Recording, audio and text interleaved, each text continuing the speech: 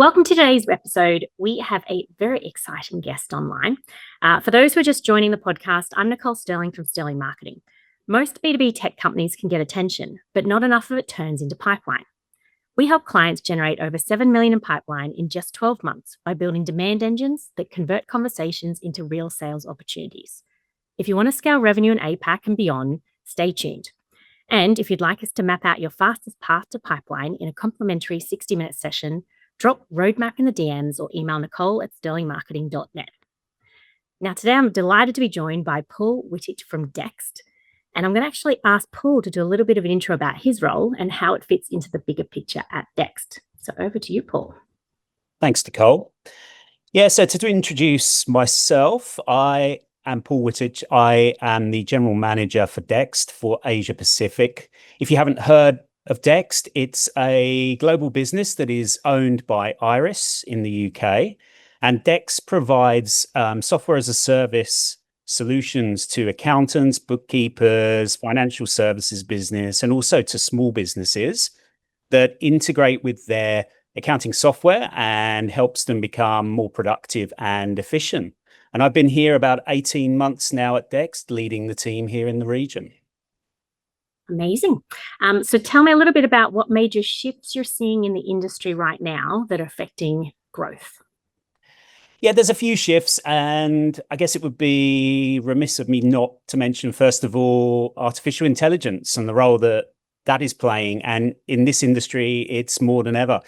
When it comes to pipeline generation, I think the main theme that we're seeing is that buyers are they're more aware, they're more informed. They're using AI upfront to get as much information on products and on the market as possible. And therefore, because of that, the impact is that the role of salespeople is no longer about informing buyers about what your product is and does or what's going on in the industry, because they get access to that information. The piece that they don't have is about the value you can bring and the potential return on investment. And that's a major shift that's happening nowadays in how we generate and close pipeline in this region. And it's amazing that the speed that that's happening at. On the other side of it, though, AI is also bringing us a lot of benefits as an organization in terms of selling, because we now have direct access to sales enablement materials. We have insights into our customers and partners that would have taken so much time previously to get hold of. And for a salesperson or somebody who's a relationship manager, that is gold, because they can now get access to everything they need, spend a little bit of time validating that, but then go into those conversations much more informed and therefore relevant to their customers and their partners.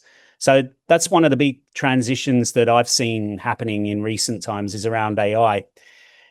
Another thing it's a challenge at the moment, but also it's a transition, is that budgets are becoming tighter and tighter, and sales cycles are actually becoming longer, even in the software business or in the as a service business. And because buyers are informed and they know the products and features, and as I mentioned, it's about getting to value and ROI, the scrutiny of that is taking longer. We're also seeing more stakeholders involved in buying decisions, and predominantly there is someone from finance, and in a lot of cases it's the CFOs actually get involved themselves. So a salesperson's role is changing there. It can be more and more complex, and even a smaller customer may go through 3, 4, 5 or more stakeholders that need to sign off before approval to make that purchase. Just a couple of other things I'd mention here, Nicole. Data is key. One of the transitions that we've seen and questions that are being asked now is about where your data resides.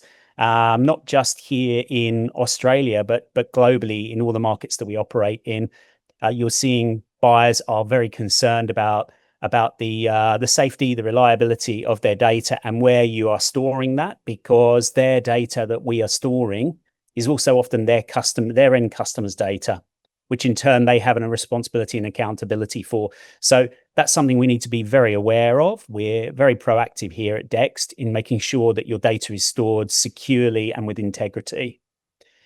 And then the final thing, and I think this is a theme that we're seeing, is there's a much bigger focus on quality when it comes to pipeline. The good old days of just generating top of funnel and that sort of a spray and pray effect, it just doesn't work anymore. You need to be a lot more sophisticated. Lead scoring in itself is becoming better and better with the introduction of AI, and companies are looking for quality and probably less leads, but of a higher quality, because everything else can be very, very time consuming nowadays. And we know that buyers are also very wary and tired of being contacted by phone and by email. So you need to get smarter, and getting quality leads that are pre-qualified is key. So there's just a few of the themes that we're seeing that in the industry that's affecting growth for us right now. I love that. Thank you. All of those definitely resonated with me. I guess I'm curious, you mentioned value and offering value a couple of times. So I'm curious if you've got any secret or tips that you can share around what you're doing or the team's doing to share value back to your audience. Yeah, and it's very relevant because we've just taken our whole team through 5 days of quite intense training around value. And this is not sales training, but it's more around getting that mindset change and thinking about their end customers and what's important to them. And in Dext's industry, if you think, for example, of a bookkeeper, their time is precious. They've got, in most cases, they've got more customers than they can manage, and they've got people contacting them constantly because we know there's a supply issue of bookkeepers right now, not just in this country, but across the entire APAC region. So instead of us talking about the product, the features, the what's what, it's really important for us to put it in terms of the value that it brings to them. So the training that we've been through, we've taken the team through, focuses on the return on investment and the value that that can bring to our customers in terms of time saved in their business, in terms of greater efficiency in their workflows, and the impact that that has on them. And if you take a bookkeeper as an example, it's immense. If we can save them 4 hours a week by using Dext software, that 4 hours could either translate into more billable hours and therefore increase revenue for them. But equally as importantly, they're spending so many hours a week working. That 4 hours can be time they can then spend with their families or doing the things they want to do outside of their work. And this is how we're looking and how we're now starting to speak to our customers and our prospects more is, and a phrase I often use with my team is keep the product in your back pocket. Don't bring that out. Talk more and think more about what it's going to do for your customers and how it's going to be beneficial for them and how it's going to save them time and also money. So that's a transition that we've been going through. It's early days, but we've already got some great examples of where that's had impact. Great. I love that. And I was going to ask you what's working well right now. So it sounds like the value piece definitely is. Is there anything that's been particularly frustrating, though, on the other side of the coin? Yeah, there's a few things that sort of spring to mind. I think one thing I'd say is I talked earlier about AI and the impact that AI is having and how the pace of or buying behavior has evolved and how buyers are getting more sophisticated. They've got more access to information. Like the flip side of that for me, though, is that a lot of businesses and a lot of firms and a lot of companies that are selling into these buyers, their global processes haven't changed at the same pace. And globally, a lot of head offices are still working in more traditional ways. And what I mean by that is, whilst we're moving forward and we're thinking about the buyer's own cycle as opposed to a sales cycle, many companies' internal processes are still very much centered around a sales cycle and around some of the traditional metrics that we use to measure impact and success. And that's just no longer in sync with these evolving buying cycles. And I see that firsthand. And whilst Dext has taken some big leaps forward, we've probably still got some areas where our processes have not caught up with what's happening in the market. We still also, I do find messaging comes globally from head office. A lot of our marketing messaging, it's great. The product messaging and the value messaging can be excellent. But when it hits the local markets, it doesn't always resonate. That's still the case. So we spend quite a bit of time fixing, repairing, making changes to the global messaging to make sure that it's relevant in the local markets. And what works, let's say, in the UK, does not necessarily work in Australia, and in turn certainly doesn't work in some of our other key markets here around Singapore, Malaysia, Philippines. So you've got to become a bit of a master of identifying what is required to have impact in those local markets, because buyers will be very cynical if they receive a global message, and that can impact the quality of your pipeline and your ability to close deals. And then the final thing I'd mention, I think a frustration, it still amazes me that we've taken so many leaps and bounds forward, and we have so much more sophistication that many companies still have such fragmented data. You still have to go to 7, 8, 9 different systems to get that data. It needs to be revalidated. It needs to be pulled together.